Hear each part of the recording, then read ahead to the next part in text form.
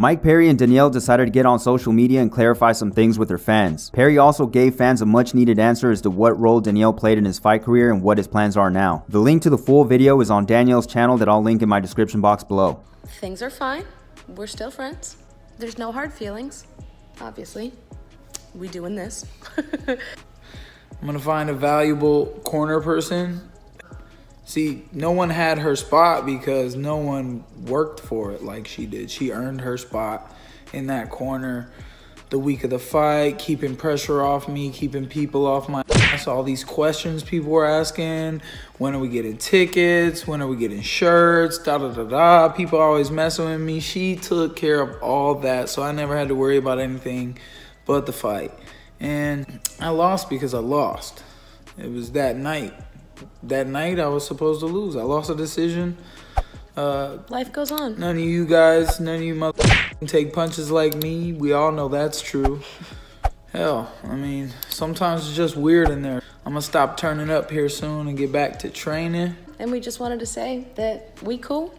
I'm still an asshole, so if you don't like me, but if you believe, just soon I'll be back in that octagon. And y'all still gonna have to hear my voice from the front row, okay?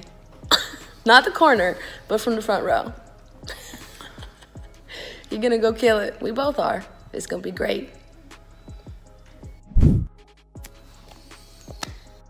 Top Turtle MMA interviewed Israel Adesanya and asked him whether he was approached by the UFC after his post-fight celebration in his debut at UFC 221, where he acted as if he was urinating in the octagon to mark his territory. Here's what he had to say. Not really to my face, but they told my management that we handle a lot of sponsors, millions of dollars worth of sponsors. So for him to be pretending with his dick out and shake it and be everywhere or whatever, it's not really a good look. But to me, how I see it is, what are sponsors worried about me pretending to whip an imaginary dick out and pee everywhere to mark my territory, or they're just watching me beat the f out of a dude with his own blood, so the referee pulled me off it. So I don't know what kind of game these sponsors are playing or whatever, but for me, I just had to make a statement. I just felt like it, go to the cage, and like any dog would do, any top dog would do, just mark my territory.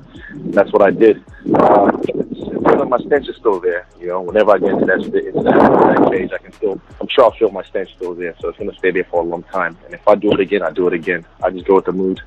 Cynthia Calvillo has been suspended for 6 months for failing an in-competition drug test for marijuana use. Her suspension is retroactive to December 30th from when the sample was taken, so she could be eligible to fight as early as June of this year as long as the Nevada State Athletic Commission decides not to hit her with additional sanctions. And finally, All-Star Overeem vs. Curtis Blaydes has been made official for UFC 225 on June 9th. As always guys, if you liked the video, make sure to hit that like button for me. If you're new, subscribe and hit that notification bell to stay up to date. Thanks for watching.